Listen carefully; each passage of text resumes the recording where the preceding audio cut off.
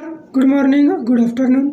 आप लोगों को पता होगा कि लखनऊ में बहुत ही बड़ा एक अवार्ड शो होने वाला है, जो भोजपुरी इंडस्ट्री का बहुत बड़ा अवार्ड शो होने जा रहा है, जिसमें भोजपुरी इंडस्ट्री का सभी कलाकार एक साथ एक मंच पर देखने को मिल सकते हैं। और खुशी की बात यह है कि दो भोजपुरी के महान एक्टर और सिंगर आपस में जो सालों साल से टकराते आ रहे हैं, वो एक साथ इस खुशी को कितने सेलिब्रेट कर सकते हैं, यह भी देखने को मिलेगा। तो चलिए मैं उन तमाम एक्टरों को और भोजपुरी को चाहने वाले को मिलाता हूँ आप लोगों के बीच।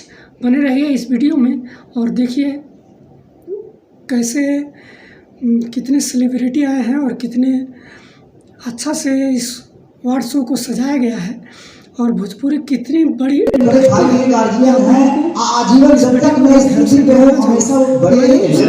नहीं जा सकती। छोटा सा अभी आज के समय में जहाँ भी देखिए